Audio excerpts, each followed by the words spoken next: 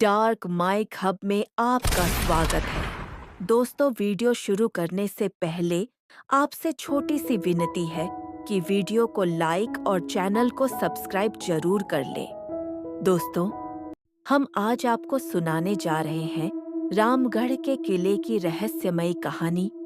राजस्थान के सूखे पथरीले क्षेत्र में एक विशाल किला है, रामगढ़ किला। दिन में यह किला वीरान और शांत लगता है, लेकिन रात होते ही इसका सन्नाटा मौत की चीखों में बदल जाता है। स्थानीय लोग कहते हैं, इस किले की दीवारों में सिर्फ ईंट और पत्थर नहीं लगे, बल्कि अनगिनत लहू, चीखें और शाप दबे पड़े हैं। कोई इस किले में कदम रख जाए तो जिंदा बाहर लौटे, इसकी कोई गारंटी नहीं। इस कहानी का नायक है आरव, दिल्ली का जर्नलिस्ट। परिवार की आर्थिक हालत कमजोर, करियर में नाम कमाने के लिए उसे एक धमाकेदार स्टोरी चाहिए थी। एक दिन उसे एक पुरानी खबर मिली कि रामगढ़ किला शापित है। लोग कहते हैं, इस किले को 200 बरस से कोई छूने की हिम्मत नहीं कर पाया। जो भी गया वापस नहीं लौटा। कुछ के मिले हाथ, कुछ के सिर और कुछ सिर्फ नाम बनकर रह गए। आरव को यह कहानी सुनते ही लगा, बस यही मेरे करियर का टर्निंग पॉइंट है। उसने ठान लिया, वह इस किले में जाएगा और पूरी सच्चाई दुनिया के सामने लाएगा। गांव वालों ने उसे लाख मना किया। कहा, किले की दीवारों में ऐसी आत्माएं कैद हैं जो अब सिर्फ एक शरीर चाहती हैं। लेकिन आरव नहीं माना। मौत और वहम का डर उसे कभी डरा नहीं पाया था, क्योंकि आरव ने खुद को कभी अकेला नहीं माना। उसे लगता था सच हमेशा उसके साथ है। शाम के समय वह कैमरा लेकर किले की तरफ निकल गया। डूबते सूरज की लालिमाएं किले की दीवारों पर खून की तरह चमक रही थी। किले का मुख्य द्वार विशाल, टूटा फूटा, पर अब भी मानो आत्माखोर दैत्य की तरह खुला हुआ। जंगल से आती हवा ऊंची दीवारों से टकराकर अजीब सी गूंज पैदा कर रही थी। आरव ने कैमरा ऑन किया और रिकॉर्डिंग शुरू। मैं, आरव मेहता, आज रामगढ़ किले के अंदर जा रहा हूँ। वह किला जिसे लोग मौत का घर कहते हैं। उसने एक हल्की सी हंसी के साथ कहा, दिखते हैं ये किला मुझे कितनी जल्दी डरा पाता है। जैसे ही वह अंदर गया, अचानक पीछे से दरवाजा स्वयं बंद हो गया। भारी धमाका और किले में गूंज उठी एक अजीब सी चीख, कौन आ गया? आरव को लगा शायद हवा ने दरवाजा बंद कर दिया होगा। बिना घबराए वह आगे बढ़ा। किले के भीतर चारों तरफ अंधेरा और धूल, टूटी मूर्तियां, बिखरी हड्डियां और दीवारों पर सूख चुके खून के धब्बे।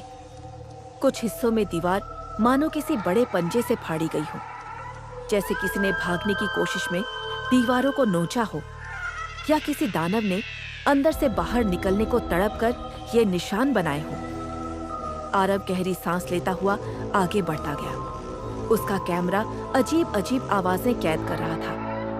कभी दूर से पायल की छन छन, कभी गोपियों का हंसना, कभी किसी बच्चे के रोने की आवाज, पर उसके आसपास कोई नहीं। अचानक उसका कैमरा फोकस करने लगा एक पुरानी तस्वीर पर, जिसमें राजा, रानी और एक छोटी सी लड़की थी। तस्वीर के नीचे लिखा था, राजकुमारी रत्नावती। आरव ने मन ही मन सोचा, शायद किले के इतिहास से जुड़ा कोई सुराग है। पर तभी उसे तस्वीर के पीछे से फुसफुसाते शब्द सुनाई दिए, हमारी रानी मारी गई। उसकी चीखें हमारी सांस बनकर रह गई। आरव मुड़ा, पर वहां कोई नहीं था। वह कैमरा लेकर महल के भीतरी कमरे में पहुंचा। यह वह जगह थी जहां 200 साल पहले रानी का कत्ल हुआ था। कहानी थी, राजा एक खूनी बादशाह था। वह अपने दुश्मनों को किले में लाता और जिंदा दीवारों में चुनवा देता। उसकी हवस और क्रूरता से रानी परेशान हो गई थी। रानी ने प्रतिरोध किया तो राजा ने एक रात उसे जिंदा जला दिया, यही उसी कमरे में। रानी के मरने के बाद किले में ऐसी चीखें गूंजने लगीं कि पूरा राज्य उजड़ गया। राजा खुद भी पागल होकर मरा और उसकी आत्मा आज भी किले में भटकती है। गलियारे में चलते हुए आरव के कैमरे में अचानक रिकॉर्ड हुआ, सफेद साड़ी में एक स्त्री धीरे धीरे दूर जाती हुई। उसके पैर जमीन पर नहीं छू रहे थे। आरव स्क्रीन देखकर चौंक गया। मोड़ काट कर देखा, कोई नहीं। कैमरे में फिर देखा, वही स्त्री खड़ी थी, अब उसके बहुत नजदीक, लेकिन उसकी आंखें खाली गड्ढों जैसी, काली, अंतहीन अंधेरी। आरव ने हिम्मत कर पूछा, तुम कौन हो? धीमी टूटी आवाज में उत्तर आया, तेरा समय शुरू हो गया। एक तेज चीख और वह स्त्री गायब। आरव की धड़कनें तेज, लेकिन वह डर के आगे झुकने वाला नहीं था। वह और अंदर गया। किले का सबसे मनहूस हिस्सा रणखोली, जहां राजा ने सैकड़ों लोगों को मारा था। कमरे की दीवारों से खून रिसता हुआ महसूस हुआ। आरव के जूतों में भीगी मिट्टी सी चिपकी, लेकिन जब उसने टॉर्च लगाई, वह खून था, ताजा खून। उसका कैमरा अचानक अपने आप ऑन ऑफ होने लगा। रिकॉर्डिंग में आवाज गूंजी, भाग, जितना भाग सकता है, हमारा अतीत तुझे खा जाएगा। आरव चिल्लाया, ये सब झूठ है, मैं डरने वाला नहीं। पर तभी दीवारों के अंदर से सैकड़ों हाथ बाहर निकलने लगे, कंकाल जैसे हाथ, मांस और खून बिना, जैसे दीवारों के अंदर दफन लाशें बाहर आने का रास्ता ढूंढ रही हो। आरव ने भागने की कोशिश की, मगर फर्श नीचे धंस गया और वह एक अंधेरे कुएं जैसे गड्ढे में गिर गया, जहां चारों तरफ कंकालों का ढेर, खोपड़ियां, सड़ी हुई देह और उनकी आंखों में घूरती घृणा।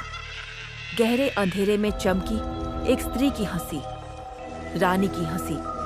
वह फुसफुसाई, राजा ने हमें मारा, अब हम राजा को ढूंढ रहे हैं। आरव डरकर बोला, मैं राजा नहीं हूं, मैं सिर्फ पत्रकार हूं। आवाज आई, झूठ, तेरी आत्मा में वही खून है। राजा के वंश का अंतिम वारिस तू ही है। आरव का डर अब मौत में बदल गया था। उसे अचानक अपने दादाजी की बातें याद आईं। उन्होंने कहा था कि उनका परिवार कभी राजघराने से जुड़ा था, लेकिन ये राज कभी किसी को मत बताना। आरव समझ गया, वो राजा उसका पुरखा था और अब उसे उसके पूर्वजों का श्राप चुकाना होगा। रानी की आत्मा उसके सामने प्रकट हुई। साड़ी जल चुकी थी, चेहरा आधा राख, आधा झुलसी त्वचा, काली आंखों में सिर्फ बदला, तू वही खून है जिसने हमें मारा। अब तू हमारे साथ रहेगा, हमेशा के लिए। कंकालों ने आरव को पकड़ लिया। वह चीखता रहा, पर चीखें दीवारों में समा गई, किले की सांसों में दब गई। उस रात किला फिर खून से भर गया। सुबह किले के बाहर आरव का कैमरा मिला। उसमें आखिरी रिकॉर्डिंग। आरव चीख रहा था और पीछे से रानी की हंसी। गांव वालों ने कैमरा उठा लिया, पर अंदर जाने की हिम्मत किसी ने नहीं की, क्योंकि किले से अब भी एक आवाज आ रही थी, एक और आत्मा, दीवारों में कैद। लोग कहते हैं, कभी अगर आधी रात आप इस किले को बाहर से देखें, तो टूटी खिड़कियों पर एक आदमी नजर आता है, मदद के लिए हाथ हिलाता हुआ। वही आदमी जो कभी सच की तलाश में आया था और अब खुद एक मनहूस सच बनकर रह गया है। रामगढ़ किला आज भी खड़ा है, अपने अगले शिकार का इंतजार करता हुआ, क्योंकि जो किला मौत को निगलता है, वह कभी खाली नहीं रहता। दोस्तों, वीडियो पसंद आई हो तो वीडियो को लाइक और शेयर जरूर करें